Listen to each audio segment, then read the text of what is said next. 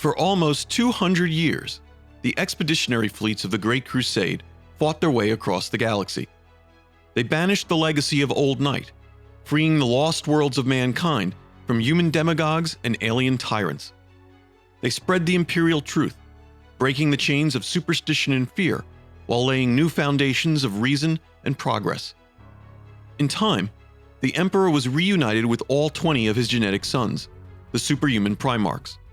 Commanded by their gene fathers, the Space Marine legions brought into the Imperial fold nearly every world that had defined humanity's golden age. As the second century of the Crusade drew to its close, only one obstacle remained to humanity's control of the galaxy. This was the greatest Ork empire ever encountered, a green-skinned kingdom that, if left to fester, could threaten all the Imperium had accomplished. The world of Ullanor Prime was the capital of an Ork domain of 12 planets ruled by the Warlord Urrlak Urg. The Overlord's realm extended across an entire sector of space. From the start, Imperial military planners were cautious about engaging an Ork empire of such size. If the Orks were not defeated swiftly, the conflict would only further strengthen the green-skinned forces as their menace grew in proportion to the duration of the fighting. At the same time, Urg's realm could not be ignored. The Ullanor sector was located near important Imperial worlds. The Orks' raids on Imperial space were disrupting the advance of the Great Crusade, and so the time had come for the elimination of the Orks of Ullanor. To oversee this critical campaign, the Emperor could think of no one better suited than his favorite son, Horus Lupercal. The Primarch of the Lunawolves Legion had extensive experience in combat with greenskins. He was acutely aware of the terrible threat they posed. During the Imperium's assault on the scrap world of Goro in the early days of the Great Crusade, an Ork war boss had nearly choked the life from the Emperor before Horus killed him.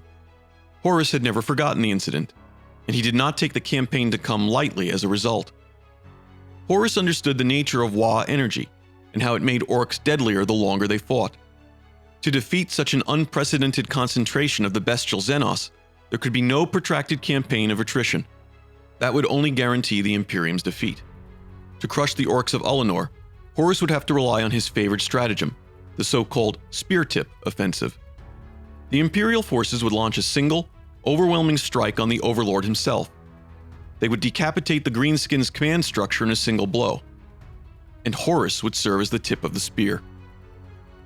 To carry out his plan for what was designated the Ullanor Crusade, Horus amassed an Imperial army larger than any before. It comprised 100,000 Space Marines drawn from the Lunawolves, Ultramarines, and White Scars legions, over 8 million troops of the Imperial Army, 600 starships of the Imperial Army's Armada Imperialis, and 100 Titans of the feared Legio Mortis Titan Legion. The sheer size and ferocity of this force was intended to excite the Orks into a state of uncontrollable battle lust. Horus ordered his great fleet to translate from the warp on the outer edge of the Ullanor system. He commanded the Astartes of the White Scars and Ultramarines, supported by the bulk of his Imperial Army troops and Titans, to attack the outer worlds of the Ullanor system, themselves home to countless greenskins. As expected, when the Orks became aware of the massive Imperial fleet that had materialized in their midst, they could not contain their glee. Knowing that they were about to have the greatest fight of their lives, the bulk of their warships and troops immediately moved into the outer system. This left Ullanor Prime, the heart of the Orks' empire, exposed to a direct assault. Horus would drive his spear tip into the greenskin realm's soft underbelly, breaking their back with only a single real engagement. Horus unleashed his entire Lunarwolves Legion on Ullanor Prime. Drop pods slammed into the ground around the central fortress palace of Urrlak Urg with their cargoes of Lunawolves, while the Emperor himself led a force to liberate the Orks' human slaves.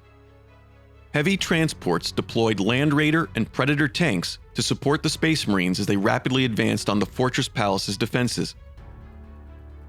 Thousands of Orks rushed to join the battle against the Imperials on the fortress's perimeter walls, but Horus and a detachment of his black-armored Terminator elite teleported directly from orbit to the foot of the fortress's great central tower. As the Terminators blasted away the tower guards, mobs of Orks raced back from the walls to protect their overlord. Horus, accompanied by his second-in-command, First Captain Ezekiel Abaddon, and 9 other Terminators, quickly made their way to the top of the tower. They left the rest of the Terminator force behind to hold back the onrushing Orks. At the tower's pinnacle, they discovered Urrlak Urg himself in the center of a massive chamber. Around him stood 40 of the biggest Ork chieftains in his empire. Horus, overcome with battle lust, charged straight at the Overlord. He sliced through the muscled green bodies before him with his razor-sharp lightning claws. The Terminators at his side were also drawn into battle. Slowly they hacked a path through the mob until the Primarch faced Urg himself. Despite his enormous size, the Overlord was simply no match for the unnatural skill and power of the Lupercal. Horus crippled his towering foe and then threw the screaming, bloodied form of the green-skinned Overlord to the ground hundreds of feet below. The reign of Urrlak Urg ended with a bone-jarring thump among the horde of Orks still assaulting the lower levels of the tower. The sudden and graphic demise of the leader they considered invincible sent a panic through thousands of Orks at the tower's base. They began to stampede towards the fortress walls, but they found themselves caught between the remaining Terminators and the Luna Wolves outside the fortress. With nowhere to run, they were quickly annihilated. High above, Horus found Abaddon standing alone among the crushed bodies of the Orks. The Primarch smiled in triumph at his gene-son. He could not help but think that he and Abaddon had fought side by side against the Orks, just as he and his own father, the Emperor, had once done. They had much to smile about. With the Overlord's death, the Orks' morale quickly collapsed. Their empire fragmented as each Ork chieftain sought to replace Urg himself. In the wake of the Orks' collapse, the Imperium retook control of the entire quadrant within a year.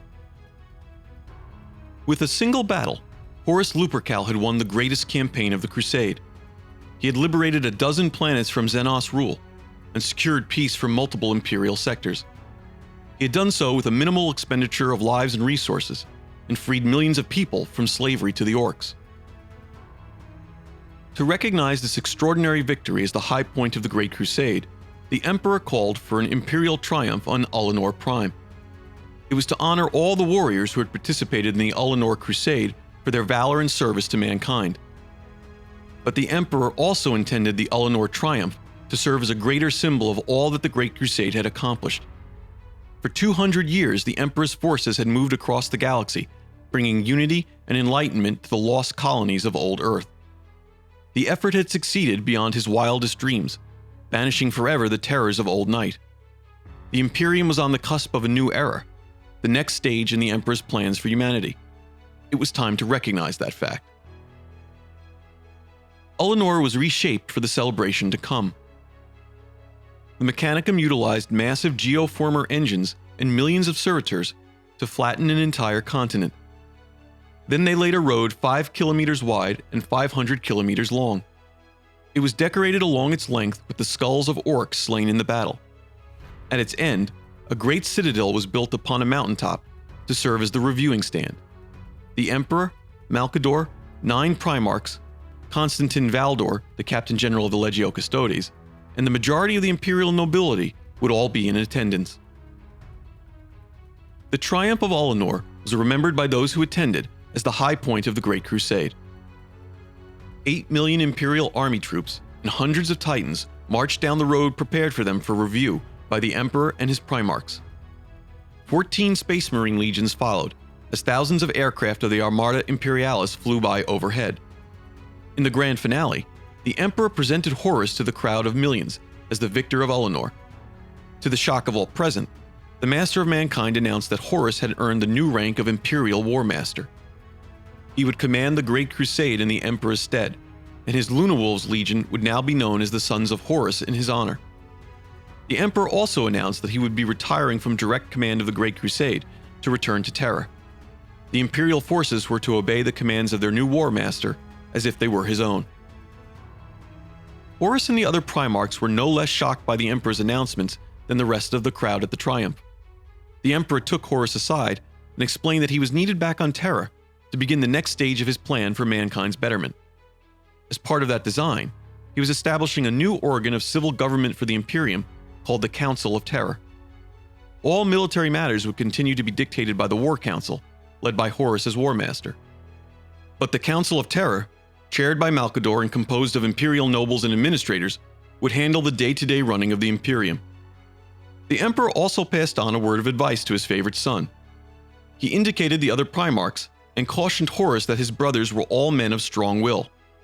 He warned him to not try to change them, but instead use them as their individual strengths dictated. But the Emperor's announcement left Horus feeling hollow. His father had revealed that the new ruling Council of Terra would not have a single Primarch or other representative of the Space Marine legions on it. Horus was confused by this decision and felt that in some way being named Warmaster was actually a demotion. For 200 years he had fought side by side with his father. He and his brothers had all served on the War Council, helping the Emperor to make all the decisions that had directed the course of the Great Crusade. He could not understand why their input was no longer valuable, now that even more important decisions had to be made. But Horus put on his best face, thanked his father for the great honor done him, and kept his doubts to himself. Yet the Emperor's return to Terra and Horus's promotion did not sit right with many of his brother Primarchs as well. Some found their relationship with Horus strained in the wake of the Ullanor Crusade. The most notable of these were Angron of the World Eaters, Perturabo of the Iron Warriors, and Conrad Kurz of the Night Lords Legion. Each felt that they were either more deserving of the position than Horus, or simply resented taking orders from another Primarch. Leman Russ of the Space Wolves and Lionel Johnson of the Dark Angels publicly accepted and welcomed the decision, but were privately bitter about it, viewing themselves as more suited to the rank. Rabute Gulaman of the Ultramarines, Jagatai Khan of the White Scars, and Ferrus Manus of the Iron Hands supported Horus willingly, but only because the Emperor had ordered them to do so. But Fulgrim of the Emperor's Children, Mortarion of the Death Guard, Sanguinius of the Blood Angels, Rogaldorn of the Imperial Fists, and Lorgar of the Word Bearers all supported Horus's ascension unconditionally. They believed that Horus was indeed the best candidate among them to lead the others. Because of their support and affection, Horus gave his in return, and grew closest in friendship with most of these Primarchs. For Lorgar Aurelian, who had been waiting over 4 decades for the chance to convert his brothers to the primordial truth of chaos, the Emperor's announcement was a literal godsend. Because he had chosen to serve chaos of his own free will, the Emperor had never noticed any warp taint upon the Word-Bearer's Primarch. But Lorgar still had to move carefully while under constant scrutiny by his father for his past failure to enforce the Imperial truth. The Emperor's retreat to Terra finally gave him the freedom to put the Chaos God's plans into motion.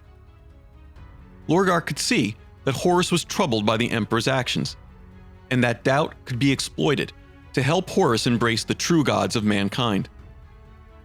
As the Emperor returned to Terra, believing the Great Crusade to be in safe hands, he knew a great task still lay before him. For 2 centuries, the warp had grown ever more restless. Every day he had been forced to exert just a little more will to keep the Astronomicon burning brightly. His window of opportunity for ending mankind's reliance on the Immaterium lessened every day. The time had come to turn his full attention to the next stage of his grand design.